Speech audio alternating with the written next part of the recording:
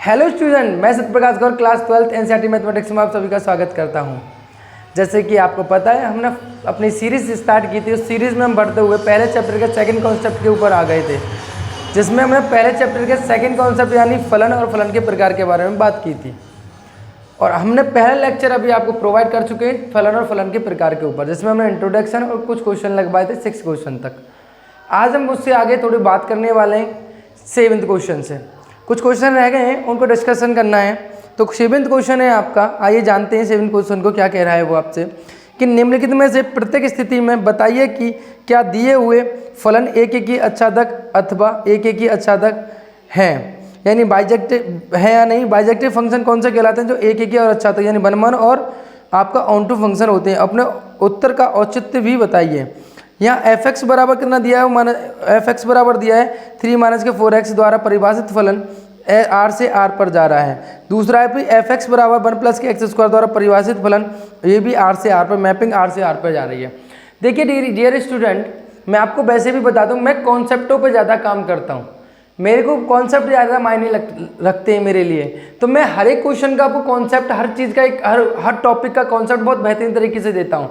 चाहे उसमें मेरा आधा 1 घंटा ज़्यादा चले जाए, एक लेक्चर फालतू चले जाए, कोई फ़र्क नहीं पड़ता मुझे इस बात से। लेकिन मैं हर एक क्वेश्चन को क्यों नहीं कराता? मैंने पहले भी कहा था कि एजुकेशन आपकी ट्रेनिंग ऑफ माइंड है, आपकी सोचने की क्षमता है। सभी क्वेश्चन मैं करा दूंगा तो आपका दिमाग कहाँ से चलेगा? जब सॉल्यूशन आपका बना हुआ मिलेगा, आप दिमाग नहीं चलाओगे। तो मुझे जो लगता है कि इन क्वेश्चनों को आप खुद सॉल्व कर सकते हो, मैं उनको छोड़ देता हूँ। लेकिन मैं आपके लिए फिर भी हेल्प के लिए एक चीज़ छोड़ के रखता हूँ कि अगर आपको समझ में ना आए तो आप मेरे को कमेंट करें, मैं आपको ज़रूर क्वेश्चन का प्रोवाइड सॉल्यूशन दूंगा। लेकिन अपना जो मुझे लगता है कि आपको करने चाहिए, मैं क्वेश्चनों को छोड़ के चलता हूँ, क्योंकि बेहतर आपको बनना है ना कि मुझे तो सभी आते हैं, मैं आपको करके दे दूंगा, प्रोवाइड कर दूंगा, लेकिन आपका दिमाग कहाँ चलेगा उसमें। तो इसलिए मैं 7th क्वेश्चन जो मुझे लगेंगे मुझे कराने चाहिए, उन क्वेश्चनों को कराऊंगा जो मुझे लगता है बच्चा, एक स्टूडेंट अपने आप कर सकता है इस क्वेश्चन को। उसने कॉन्सेप्ट पढ़ेंगे तो वो आसानी से आप कर सकते हो। क्वेश्चन नंबर 7 की अगर मैं बात करूँ, जैसे कह रहा है 1 और आपको दिखाना है, जैसे कि मानो एफ एक्स बराबर कितना दिया बेटा? 3 - 4x दिया है, राइट। 3 - 4x जो दिया हुआ है, इसको 1 और दिखाना है। मैपिंग कहाँ जा रही है बेटा? आपकी मैपिंग जा रही है बेटा आर से आर पे जा रही है, राइट। अब एक चीज़ बताइए, 1 उसके लिए दिखाने के लिए मेरे को ये बताओ कि मैंने ये कहा कि f(x1) बराबर क्या रखना है मुझे? f(x2) रखना है। f(x1) दोनों किसके हैं? x1, x2 किसके हैं? आपका फंक्शन r के होंगे। यहाँ पर रखो 3 - 4x1 और यहाँ रखो 3 - 4x2। तो यहाँ हो जाएगा बेटा 3 से 3 कैंसिल हो गया, माइनस से माइनस कैंसिल हो गया, तो 4x1 बराबर कितना हो जाएगा? यहाँ पर 4x2 हो जाएगा। यानी आप देख रहे हो कि अगर fx1 बराबर fx2 है, तो अर्थात इसका मतलब क्या है कि आपका x1 बराबर x2 यानी 1 होगा। ये कैसा होगा? 1 होगा। और मैंने उसके लिए रखा था fy बराबर, मैंने बताया, सॉरी fx बराबर क्या रखा था? मैंने बताया था आपको y रखना है। यानी fx की वैल्यू कितनी है? ऑन टू के लिए। किसके लिए बेटा? ऑन टू के लिए। ऑन टू के लिए कितना हुआ यहाँ पर? 3 - 4x बराबर y। यानी मैं यहाँ निकालता हूँ तो 3 - y बराबर 4x, यानी x बराबर कितना आ जाएगा? 3 - y। 4x को दरअसल ले, y को दरअसल ले तो कितना हो जाएगा? 4x। तो x बराबर कितना हो जाएगा? y अपॉन कितना हो जाएगा यहाँ पे? 4। ये हो जाएगा 3 - y अपॉन 4 हो जाएगा, राइट। अब यहाँ पे देखो y कोई भी एलिमेंट डालो, क्या x मिलेगा? नहीं मिलेगा। क्यों? बिल्कुल मिलेगा। क्योंकि यहाँ पे r कैसा है आपका? ये भी वास्तविक संख्या का समुच्चय, ये भी वास्तविक संख्या का समुच्चय। तो यहाँ पे y का कोई भी मान डालोगे आप, यानी आप सह प्रांत से कोई भी डालोगे तो उसका प्रांत में कोई ना कोई आपको इमेज मिलेगा ही मिलेगा। यानी ये ऑन टू भी होगा और आपका 1 भी होगा, यानी बाइजेक्टिव भी। दोनों फंक्शन कैसे हैं? ये बाइजेक्टिव है, राइट। इसी प्रकार से आप दूसरे को कर लोगे। बहुत सिंपल क्वेश्चन है। सिंपल है, कुछ लगा आपको? नहीं ना, बहुत सिंपल क्वेश्चन है। आप परिभाषा लिखना सीख गए होंगे। अगर आपको परिभाषा फिर भी लिखने में दिक्कत आती है तो एक बार मेरे की परिभाषा को पढ़ें। अगर फिर भी आती तो आप उदाहरणों को कर लें, एग्जाम्पलों की परिभाषा समझ लें। परिभाषा 5 मिनट में सीख जाता बच्चा लिखना, अगर सीखने वाला हो तो परिभाषा लिखने में कोई दिक्कत नहीं कि कैसे हमें एक डेफिनेशन की भाषा देनी है। सिंपल सी बात है, छोटी छोटी डेफिनेशन है, राइट। समझ में आया? अब क्वेश्चन नंबर 8 की बात करते हैं। क्वेश्चन नंबर 8 हमसे क्या कह रहा है कि मान लीजिए कि a तथा b को v दो समुच्चय हैं। सिद्ध कीजिए कि v आपको दिया हुआ मैपिंग दी हुई है कि v जो f such that a cross b जा रहा है, मैपिंग जा रही है b क्रॉस a। यानी आप a क्रॉस b डालते हो तो मिलता क्या आपको? b क्रॉस a मिलता है। a इस प्रकार है कि f a, b बराबर b, a एक ही अच्छादक फलन है।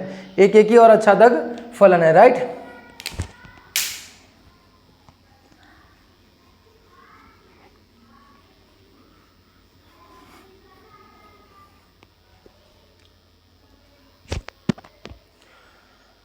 क्वेश्चन है ना अब आपका 8,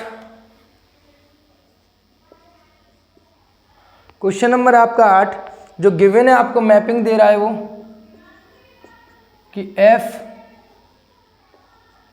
A क्रॉस B जा रहा है किससे बेटा, B क्रॉस A पर, राइट, इसी पे जा रहा है, B क्रॉस A पर जा रहा है, राइट। आपकी मैपिंग यानी आप डालोगे, गिवन है कि आप ऐसा डालते हो A, B डालोगे तो क्या मिलेगा, B, A मिलेगा, राइट। इस तरीके से मिलता है, उल्टा मिलता है, A, B का B क्रॉस A। आपको पता है अगर मुझे वन दिखाना है बेटा, क्या दिखाना है मुझे, वन दिखाना है फंक्शन को, वन फंक्शन दिखाना है, तो मुझे पता है कि मैं F यहाँ कह सकता हूँ मैं Fx1 बराबर कितना होगा, Fx2 होगा। यहाँ पर अगर मैं ये बात करके चल रहा हूँ, अगर मैं यहाँ इस तरीके के एलिमेंट ले लें तो मैं यहाँ ये कह सकता हूँ कि A1, B1 बराबर क्या होना चाहिए बेटा, F A2, B2 होना चाहिए, राइट। अब इसकी मैपिंग क्या आ जाएगी बेटा, आपका B1, A1, ऐसे तो जा रही है AB की जा रही है B, A, तो यहाँ पे किसकी इसकी कितनी जाएगी बेटा, आपका V2, A2, राइट। अब ये बताइए V1 जो आएगा वो किसके बराबर आएगा, B2 के, एंड आपका A1 किसके बराबर होगा बेटा, A2 के। अर्थात ये फंक्शन कब वन हो सकते हैं, जब आपका B1 B2 के बराबर हो और A1 A2 के बराबर हो। यानी हम कह सकते हैं कि हर एक अवयव का अपने अलग अवयव से कोई ना कोई संबंध होगा ही होगा। अर्थात इसका मतलब क्या है, ये फलन कैसा होगा, अतः फलन कैसा है बेटा, एक एक ही है, कुछ ज़्यादा नहीं है, एक एक ही है, कुछ ज़्यादा है नहीं है। ऑन टू के लिए बात करें तो ऑन टू के लिए आपको पता है कि सह प्रांत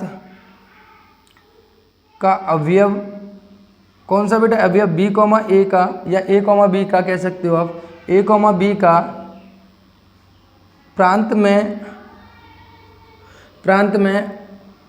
A, B का कितना होगा, B, A एक प्रतिबिंब, B, A एक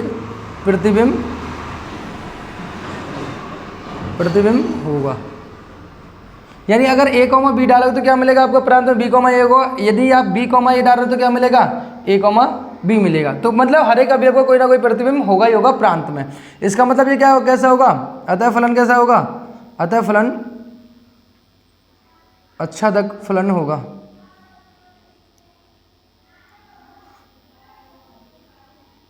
ठीक है, यानी हम कह सकते हैं इसको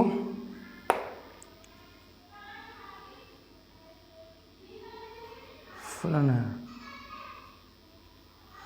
राइट।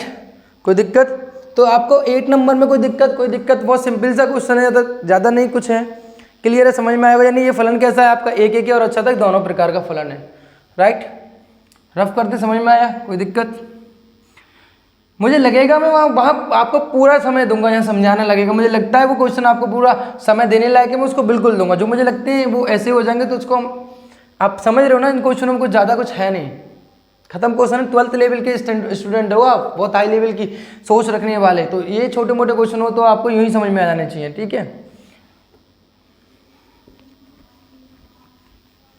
क्वेश्चन नंबर अगर मैं बात करूँ किसकी बेटा, आपका 9 की, 9th क्वेश्चन की अगर मैं बात करूँ, क्वेश्चन नंबर 9, तो क्वेश्चन नंबर 9 क्या क्या कह रहा है आपसे कि मान लीजिए कि समस्त n small n belongs to capital N के लिए Fn बराबर n+1/2 v, यदि n विषम है n/2, यदि n सम है तो फलन f सच दर से n से n पे है। तो बताइए कि क्या फलन f एक एक ही आच्छादक है, अपने उत्तर का औचित्य भी दीजिए। ये बताना है आपको, एक एक ही और आच्छादक है, अगर है तो बताइए, नहीं तो अपने उत्तर का औचित्य भी आपको देना है, ठीक है बेटा, आपको अपने उत्तर का औचित्य भी देना है। तो मुझे एक चीज़ बताइए, इसने क्या दिया है कि आपको क्वेश्चन नंबर बेटा आपको दे रहा है ये 9, क्वेश्चन नंबर 9 दे रहा है। क्वेश्चन नंबर 9 में क्या कह रहा है कि आपका जो मैपिंग दी हुई है आपकी n से n, यानी आप n के बारे में जानते हो, n कैसा बेटा आपका एक नेचुरल नंबर है, n मतलब प्राकृतिक संख्या का समुच्चय, जबकि आपको क्या दिया हुआ बेटा, जबकि दिया हुआ है आपको कि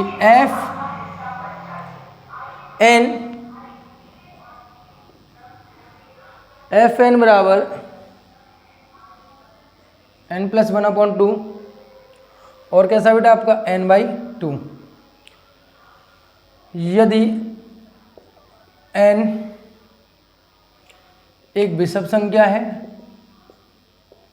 यदि n सम है, यानी आपका n+1 भाई, आप फंक्शन को पढ़ना जानो, ये क्या कहता है इस तरीके का फंक्शन कि f n बराबर, यदि आप n क्या लेते हो, अगर विषम संख्या लेते हो तो आपको फंक्शन कौन सा यूज होगा, f n+1/2 होगा।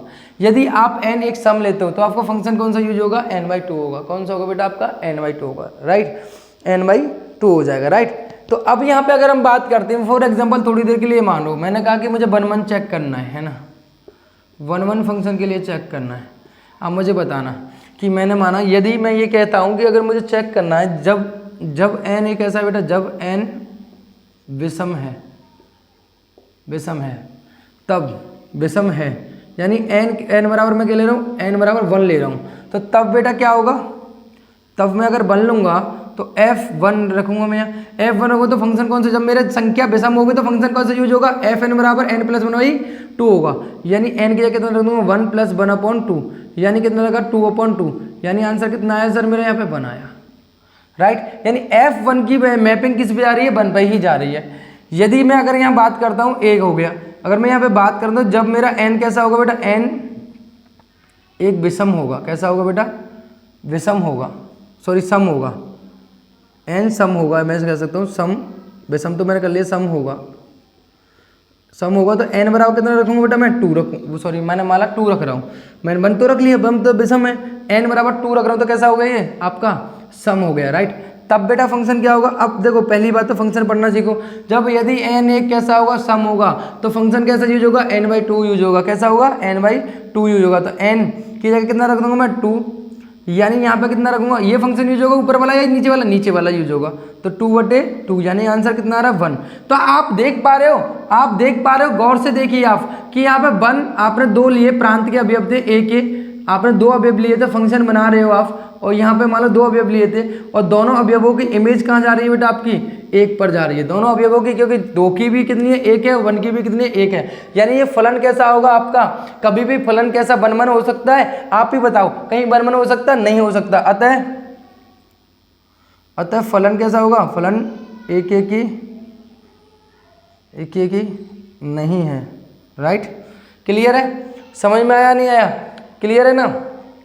तो अब अगर आपको ये बताना कि ऑन टू होगा नहीं होगा, आपको ये भी बताना है क्या ऑन टू होगा नहीं होगा, बिल्कुल ऑन टू, तो क्योंकि भैया देखो बी का एक एलिमेंट बी में कोई खाली नहीं होना चाहिए, बस इतनी सी बात है।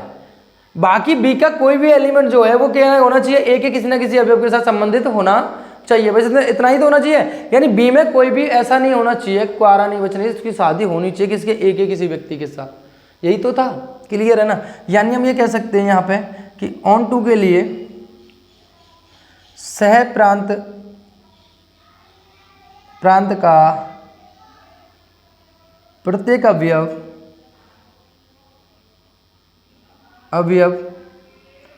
प्रांत के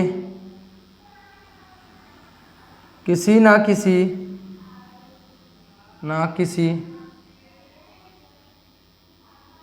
अवयव के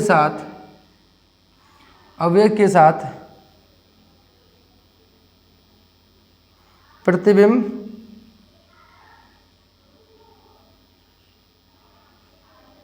बनाता है या बनाएगा।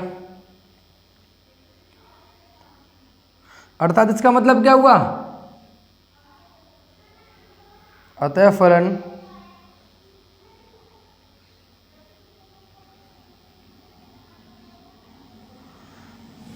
आच्छादक, यानी कैसा होगा ये आच्छादक, यानी आपका ऑन टू भी होगा। ठीक है, आप ऐसा भी कह सकते हो इसको, यानी फलन, अतः फलन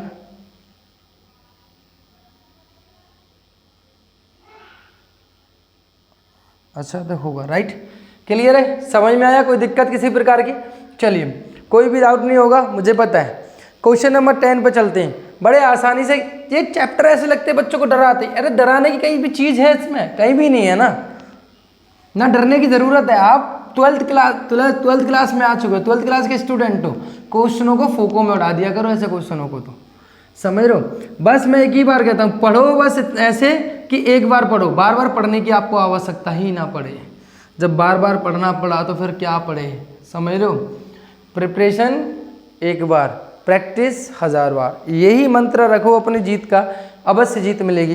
क्वेश्चन नंबर 10 कि मान लीजिए कि a बराबर r-3 और b बराबर r-3 है, यानी मैपिंग आपको दी हुई है। आपको उस मैपिंग में क्वेश्चन नंबर आपका 10 दिया हुआ है, क्वेश्चन नंबर 10 में, यानी आपको a बराबर दिया हुआ है r-3 का 3 सेट निकाला हुआ है, और b भी आपको दिया हुआ है उसमें से r-3। गिवन फंक्शन जो दिया है आपको, गिवन फंक्शन जो दिया है आपको, f(x) बराबर कितना दिया है बेटा, f(x) बराबर दिया है आपको x-2 और x-3, ये दिया हुआ है। एक चीज बताइए, पहली बात तो उसने ऐसा क्यों किया है कि सेट जो आपको मैपिंग दे रहा है, यानी वो मैपिंग दे रहा है कहाँ से बेटा, आपका a से b पर दे रखा है, लेकिन a में से उसने 3 निकाल रखा है, वो ये कह रहा है a में 3 नहीं है। इसका मतलब क्या है, इसको कैसे पढ़ेंगे, जो आपको सेट r दिया हुआ है उस सेट r में वास्तविक संख्या सभी नंबर है, टोटल नंबर है, लेकिन केवल कौन नहीं है यहाँ पे, 3 नहीं है। कौन नहीं है यहाँ पे, 3 नहीं है, बात समझ रहे हो। और यहाँ पे कौन से नहीं है, 3 भी नहीं है, यानी b में भी 3 नहीं है और a में भी 3 नहीं है। ये आपको दिखाई पड़ रहा है ना, ये आपको दिखाई पड़ रहा है ना, कोई दिक्कत इसी में किसी प्रकार की, बिल्कुल समझ रहे हो ना। तो यहाँ पे दोनों में 3 3 नहीं दे रखा है। एक समझ रहे हो ना मेरी बात, कि अब यहाँ पे 3 क्यों नहीं दे रखा है, ऐसा क्या है। देखो मेरी बात, अगर यहाँ पे वो 3 दे देता, अगर यहाँ पे आप 3 रखोगे, जैसे आप 3 रखोगे तो 3-2/3 यानी कितना हो जाएगा बेटा, 1/0। 1/0 कितना होता है, इनडिटरमाइंड। मैं हमेशा कहता हूँ मैथमेटिक्स में आप कभी भी आप परिभाषित संख्या को रख ही नहीं सकते हो, यानी 3 रखने पे आपको कैसे मिलेगी, परिभाषित संख्या मिलेगी, यानी आपकी इनडिटरमाइंड फॉर्म मिल जाएगी आपको, जो कि कैसा हुआ, मैथमेटिक्स कभी भी आप डिफाइन ही नहीं कर पाओगे। यानी जब कभी भी नीचे 0 आएगा वो उस नंबर को हमेशा आपसे हटा देगा। चलो भाई, प्रांत में समझ में आ गया। सर प्रांत में इसलिए नहीं रख सकते हो कि यहाँ पे आप 3 रखोगे तो 0 आ जाएगा, सर कहानी खत्म। सह प्रांत में क्यों नहीं रख रहे, फिर सह प्रांत में से 3 क्यों हटाया है, यानी बी में से क्यों 3 हटाया है, इसका भी हम आपको उदाहरण देंगे, अभी देंगे। कोई भी चीज नहीं छोड़ूंगा, एक एक चीज को डिक्लेयर करते हुए चलेंगे कि ये क्वेश्चन में ऐसा क्यों कह रहा है, समझ रहे हो। अगर मुझे 1 दिखाना है डियर, क्या दिखाना है मुझे, 1 दिखाना है, 1 फंक्शन दिखाना है मुझे, यानी एक एक ही फंक्शन की दिखाना है मुझे, तो मुझे बताओ यहाँ थोड़ा सा डिफाइन करो कि मैंने कहा कि x1, x2 दोनों एलिमेंट है किसके, आपके a के, जिसमें से 3 निकाला गया, दोनों इसी प्रांत के लिए 1 दिखाने के लिए क्या होता है, fx1 बराबर कितना होता है बेटा, fx2 होता है, राइट। अगर मैं x1 बराबर x2 लेके चल रहा हूँ तो क्या fx1 बराबर fx2 लेके चल रहा हूँ तो x1 बराबर x2 आना चाहिए, यही वर्किंग रूल था। तो यहाँ पे मुझे fx1 की वैल्यू निकालनी है, तो मुझे बताओ यहाँ x है तो यहाँ भी x है सब में, और मैं यहाँ x1 कर दूंगा तो कितना आ जाएगा यहाँ पे बेटा, आपका आ जाएगा यहाँ पे, अगर मुझे यही समझ लो आप कि यहाँ x है तो यहाँ भी x है, यहाँ पे x1 की वैल्यू निकालनी तो यहाँ पे क्या रख दूंगा, इसकी जगह x के रिप्लेस कर दूंगा किसको, x1 से, तो x प्लस की रिप्लेस करो यहाँ पे, x1 बराबर कितना आ गया यहाँ पे fx2, राइट। ये हुआ, मैं रिप्लेस किया, अब रिप्लेस करूँगा तो यहाँ कितना आएगा, x1 माइनस के x2 और x1 माइनस के 3, और यहाँ कितना होगा, यहाँ रिप्लेस करूँगा तो ना आएगा x2 माइनस के 2 और x2 माइनस के 3, राइट। ये हुआ, कोई दिक्कत किसी प्रकार की। अब क्रॉस मल्टीप्लाई करो यहाँ पे, जिसको हिंदी में बोलते हैं कैची गुणा कर दो, कैची गुणा यानी क्रॉस मल्टीप्लाई इंग्लिश में बोलते हैं इसको, राइट। अब इसका मल्टीप्लाई किसके साथ कर दो, x1 माइनस के 3 और यहाँ कितना होगा x2 माइनस के 2, राइट। अब मल्टीप्लाई करो यहाँ पे x1 x2 माइनस के 2x2, यहाँ कितना हो गया इसका मल्टीप्लाई 3x1 और 3 दूनी 6, यानी पहले का x2 का x1 के साथ किया, x2 का ही 2 के साथ किया, ठीक है। -3 का x1 के साथ किया तो माइनस के 3x1 आ गया, -3 का माइनस से किया, माइनस प्लस, और 2 का किससे किया, 3 से 6 आ गया, राइट। इसी प्रकार से x1 का x2 से किया, कितना आ गया यहाँ पे x1, x2 का किससे किया, 3x2 से किया, और यहाँ पर करेंगे तो माइनस के 2x1 और यहाँ करेंगे तो 3 दूनी 6। आपको पता है दाएं और बाएं में अगर समान अंकों के समान चिन्हों के साथ समान संख्या होती है तो वो कैंसिल हो जाती है, यानी आप देखोगे यहाँ पे x1 और x1 इंटू x2 दोनों कैंसिल हो गए, यहाँ पे 6 से 6 कैंसिल हो गया, कोई दिक्कत नहीं होगी। यानी आप ऐसा करो, आप ना ऐसा कर लो, x1 के टर्म को एक साथ ले जाओ, एक तरफ रख लो, और x2 के टर्म को एक तरफ रख लो। आप ऐसा करो यहाँ पे कि मैंने ये किया कि मैं इसको 3 माइनस के 3x1 तो मैंने ऐसे ही रखा, और इस 2x1 को इधर की साइड लिया तो कितना आ जाएगा प्लस के 2x1 हो जाएंगे। दाएं से बाएं जाने पर चिन्ह परिवर्तन आ जाता है। ये माइनस के 2x2 थे, ये तो यहाँ पे माइनस के बच ही रहे हैं यहाँ पे, ये माइनस 3x2 और इसको ले जाएंगे तो माइनस में क्या हो जाएगा प्लस 2x2 हो जाएगा, राइट। अब देखो यहाँ 3 में से 2 जाएंगे कितने बचेंगे यहाँ पे x माइनस के x1 बचेंगे, और यहाँ माइनस के 3x2 में से जाएंगे तो कितने बचेंगे माइनस के ये भी x2 बचेंगे, माइनस से माइनस कैंसिल, यानी x1 बराबर कितना आ गया x2। यानी आप देख रहे हो हम लेके चले थे fx1 बराबर fx2 लेके चले थे, अर्थात x1 बराबर x2 आ गया, अर्थात इसके फलन कैसा हुआ अतः अब हम इसको ऐसे लिख सकते हैं, फंक्शन f इज 1 ठीक है, 1 हो गया। अब मुझे दिखाना क्या बेटा, इसको ऑन टू दिखाना है। क्या दिखाना है मुझे, ऑन टू दिखाना है, राइट। ऑन टू के लिए मैंने आपको बताया है, अगर मैं ऑन टू की जब भी बात करूंगा, ऑन टू की जब भी मैं बात करूंगा, ऑन टू फंक्शन की जब भी मैं बात करूंगा तो आपको पता है कि fx बराबर क्या होना चाहिए बेटा, आपका y होना चाहिए, राइट। यही था। तो fx की वैल्यू कितनी है यहाँ पे, x माइनस के 2 और x माइनस के 3 बराबर y। आपको मैंने पढ़ाया है कि आप fx, मैंने ये कहा था आपसे कि fx बराबर आप y रखोगे और y रखोगे g x बराबर क्या, सॉरी g y, आपका अदर फंक्शन निकल के आ जाएगा, फिर g y बराबर x आ जाएगा। यही था, कोई फंक्शन दूसरा बन के आ जाएगा y के टर्म में, यानी आप इसको रिप्लेस करोगे, चेंज करोगे। अब मैं इसी चीज़ को जो परिभाषा थी उसी को यही समझाता हूँ। क्या करना है आपको, अब यह क्रॉस मल्टीप्लाई करो, क्रॉस मल्टीप्लाई करो तो x माइनस 2 यहाँ हो जाएगा x minus 3 into Y, right. यहाँ हो जाएगा x माइनस 2 बराबर x वाई और माइनस के 3 वाई, राइट। अब इसको मैं x के टर्म को x के पास ले आऊँगा तो x माइनस के वाई और 2 को उधर के साथ ले आऊँगा तो प्लस के 2 माइनस के 3 वाई, राइट। कोई दिक्कत, यहाँ से मैं x कॉमन ले लूँगा 1 माइनस के वाई बराबर 2 माइनस के 3 वाई। यहाँ से अब मैंने डिवाइड दे दूंगा 1 माइनस वाई का तो कितना आएगा 2 माइनस के 3 वाई। अगर कोई संख्या दाएं दूसरी तरफ मल्टीप्लाई में होती है तो एक तरफ मल्टीप्लाई में होती है दूसरी तरफ ले जाएंगे तो कहाँ जाएगा, वो डिवाइड में जाएगा। कहाँ जाएगा बेटा, आपको डिवाइड में आएगा, राइट। तो यहाँ देखोगे x बराबर 2 माइनस के 3 वाई अपॉन 1 माइनस के वाई, और वाई मैंने क्या कहा था यहाँ पे, इसने ये जो गलत दे दिया इसमें 1 था, क्या था, सॉरी बेटा इसमें 3 नहीं था 1 था, राइट, 1 था, इसने 1 ही दिया हुआ है। देखो अब इसने 1 की मना क्यों किया है, मैंने कहा ना कि आप यहाँ 1 रखो तो 1 माइनस के 1 कितना हो जाएगा 0, 0 आगे 1/0 क्या होता है, जब भी कभी 0 को भाग देना पड़ेगा तो क्या संख्या प्राप्त होती है, अपरिभाषित, यानी इन्फिनिटी प्राप्त होती है। और इन्फिनिटी को मैथमेटिक्स में कभी ज्ञात नहीं किया गया, यानी मैथमेटिक्स में कभी उसकी बात ही नहीं की गई है इन्फिनिटी की।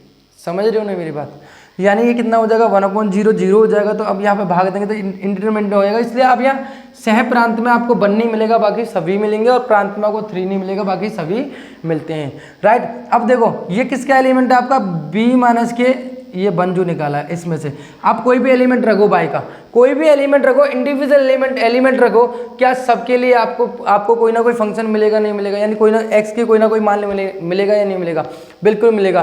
क्यों मिलेगा, क्योंकि ये भी कैसा वास्तविक संख्या का समुच्चय है। आप यहाँ से कोई भी संख्या रखोगे तो वास्तविक संख्या सभी नंबर होते हैं, पर में अपर में कोई भी रखते हैं, यानी दशमलव आधा दशमलव सभी नंबर कैसे होते हैं, आपके सभी नंबर आपके परम संख्या वास्तविक संख्या होते हैं। यानी बाई का कोई भी मान रखने पर आपको x का मान प्राप्त होगा ही होगा, यानी बाई की आपको प्रतिबिंब किस में मिलेगा, आपको प्रांत में, यानी सह प्रांत के प्रत्येक अवयव का एक प्रतिबिंब किस में होगा, प्रांत में होगा ही होगा, राइट। यानी ये फंक्शन कैसा हो गया आपका, function f is onto, right. Clear है, समझ में आया ना, क्लियर है, समझ में आया नहीं आया। अगर हमें ऐसा होता कि हम बाई रख के देखते और बाई का मान रखने पर ऐसा कुछ भी मिल जाता जो हमें लगता कि प्रांत में नहीं आएगा तो फंक्शन कैसा होता, ऑन टू नहीं होता। सिंपल सी परिभाषा है, क्लियर है ना। तो क्वेश्चन नंबर आपको 10 समझ में आया, कोई दिक्कत किसी प्रकार की। अगला क्वेश्चन नंबर 11 कह रहा है, 11 पे चलते कि मान लीजिए कि f सच दैट r से r पे जा रहा है, fx बराबर x⁴ द्वारा परिभाषित फलन, सही उत्तर का चयन कीजिए। सही उत्तर का चयन कीजिए। फलन एक ही अच्छादक है, फलन जो है बहु एक ही अच्छादक है, एक ही है किंतु अच्छादक नहीं है, एक f ना तो एक ही और ना ही अच्छादक है। 4 ऑप्शन आपको दिए हुए हैं कि ये बताना है, आपको ये बताना है कि ऐसा है या नहीं है। आप मुझे बताओ। देखो यहाँ तो सिंपल सी परिभाषा है, सिंपल सी चीज़ है, एक ही देखो चुटकियों में, आप चुटकियों में पहचान सकते हो फलन कैसा है, चुटकियों में पहचान सकते हो फलन कैसा है, चुटकियों में पहचान के बता सकते हो कि ये फलन कैसा है। अब मुझे बताओ कि आप सोते हुए भी बता दोगे, सोते हुए नींद में। और कोई अगर आप मैथमेटिक्स को जान चुके हो, मैथमेटिक्स को पढ़ चुके हो, मैंने क्या कहा था, mathematics is only about understanding subject. आप देखो x की बराबर 1 पे निकालोगे, यानी x बराबर 1 पे निकालोगे, 1 की पावर 4 कितना था, 1 होता है। f बराबर -1 पे निकालोगे तो भी कितना होता है, -1 की पावर, क्योंकि यहाँ सम घात लगी हुई है तो कैसा आएगा, यहाँ पर सम ही आएगा। यानी आप देख रहे हो 1 और -1 के लिए दोनों के लिए इमेज कितनी मिल रही है, 1 ही मिल रही है। यानी एक ही हो सकता है, यानी आपके प्रांत के 2 अवयव आपको ऐसे ही मिल गए जिनकी आपको सह प्रांत में एक ही इमेज मिल रही है, एक ही प्रतिबिंब मिल रहा है, तो ये आपका 1 हो सकता है, नहीं होगा। तो 1 तो कभी हो ही नहीं सकता। और जब 1 नहीं होगा तो एक चीज बताओ कि यहाँ पे ऐसे कोई भी आपको सह प्रांत में ऐसे बहुत सारे अवयव आपको मिलेंगे, क्योंकि वास्तविक संख्या के बहुत सारे अवयव मिलेंगे। जैसे आप यहाँ डालो √2 डालो, आप सह प्रांत का कोई भी अवयव डालोगे यहाँ पे तो आप देखोगे नेगेटिव नंबरों की तो कोई इमेज ही नहीं बनेगी। आप भाई यहाँ पे आप जैसे कि आप, मैं फॉर एग्जांपल समझाना क्या चाह रहा हूँ, जैसे 0, -1, -2, -3, -4, -5। आप एक बताओ, यहाँ पे आप कोई भी नेगेटिव डालोगे, पॉजिटिव डालोगे, है ना, 0, 1, 2 कुछ भी डालोगे यहाँ पे, तो ऑल पॉजिटिव, नेगेटिव डालो या पॉजिटिव डालो, सबकी इमेज किसके साथ बनेगी, ऑल पॉजिटिव नंबरों के साथ बनेगी। ऑल पॉजिटिव नंबरों के साथ बनेगी, नहीं बनेगी, हाँ या ना? क्यों बनेगी ऑल पॉजिटिव नंबरों के साथ? क्योंकि इसकी पावर कितनी है, 4 है, इसकी पावर कितनी है, 4 है, तो ऑल पॉजिटिव नंबरों के साथ संबंध होगा। नेगेटिव तो मिल ही नहीं सकती यहाँ, यानी आप यहाँ से कोई भी नंबर डालोगे, नेगेटिव डालो या पॉजिटिव डालो, यहाँ पे सिर्फ और सिर्फ पॉजिटिव नंबरों की आपको इमेज मिल सकती है। ऐसे बहुत सारे व्यक्ति, यानी ऐसे और नेगेटिव नंबर तो ऐसे बहुत सारे होंगे जिनका प्रतिबिंब किस में नहीं होगा, ए में। जब सभी ऑल पॉजिटिव नंबरों का प्रतिबिंब सभी पॉजिटिव, सब नेगेटिव या पॉजिटिव ऑल नंबरों का प्रांत में से कोई भी अवयव लें, कोई भी अवयव लें हम प्रांत में से, जिनके चाहे नेगेटिव लें चाहे पॉजिटिव लें, सबकी इमेज कैसी बनेगी, पॉजिटिव ही बनेगी। तो नेगेटिव बहुत सारे नंबर रह जाएंगे जिनकी शादी एक के किसी भी व्यक्ति के साथ नहीं होगी। समझ रहे हो ना? हमें तो एक अवयव ढूंढना है। यहाँ तो बहुत सारे -1 की कोई इमेज नहीं बनेगा, -2 की कोई इमेज नहीं होगी, -3 की कोई इमेज नहीं होगी, प्रतिबिंब नहीं होगा। यानी ये फंक्शन ना तो अच्छा तक होगा, ना ही ये आपका एक ही होगा, ना तो ये, मतलब इसका ऑप्शन कौन सा ठीक हो जाएगा, आपका ऑप्शन नंबर आपका डी सही होगा, ना तो फलन ऑन टू है, ना ही आपका 1 है। क्लियर है ना? क्यों नहीं है वो आपको रीजन समझाया। उसी प्रकार से आप 12 की बात करोगे, मान लीजिए कि fx बराबर 3x द्वारा परिभाषित फलन r से r पर सही उत्तर बताइए। तो आप ये बताइए यहाँ पे, हाँ ये जो फलन है आपका, ये एक और अच्छा तक दोनों हो जाएगा। ये आप करके देखोगे, इसका ऑप्शन मेरे हिसाब से आपका आएगा सही होगा, वो ए ऑप्शन हो जाएगा। ये सीधा दिख रहा है, एक भी हो जाएगा। अच्छा देखो कि 3x1 बराबर 3x2, 3 से 3 कैंसिल हो जाता है, x1 बराबर x2 आ रहा है। क्लियर है? उसी प्रकार से fx बराबर y रखोगे, यानी 3x बराबर y, तो x बराबर आएगा y/3। तो y का कोई भी मान रखोगे, वास्तविक संख्या, तो दोनों में आपको दोनों कंडीशन सेटिस्फाई है, एक और अच्छा तक भी आपका हो जाएगा। क्लियर है? यानी क्वेश्चन नंबर 11 और 12 ऑप्शन वाइज थे, आपको अच्छे से समझ में आए होंगे। पूरा चैप्टर आपका पहले आपको इतना ही पढ़ना है सिलेबस में 2023-24 में, क्या आपको यही पढ़ना है। कोविड-19 के बाद केवल 2 ही एक्सरसाइज पढ़नी थी आपको, 1.1 और 1.2, जिसमें संबंध और फलन की बात की है, बहुत डीपली तरीके से बात की है। मैं आशा करता हूँ आपको पूरा चैप्टर बहुत अच्छी तरीके से समझ में आया होगा। और एक बार ज़रूर फीडबैक ज़रूर बताएं कि आपको कैसा समझ में आ रहा है। कोई भी दिक्कत हो, कोई भी प्रॉब्लम्स हो तो बताएं, मैं उसको बेहतर करूँगा। मैंने आपसे पहले भी कहा था कि आपसे आपको बेहतर करने की बात आएगी तो मैं हटने वाला नहीं मेहनत से, चाहे कितनी भी करनी पड़े। And thank you so much. फिर मिलते हैं नेक्स्ट लेक्चर को लेकर। धन्यवाद।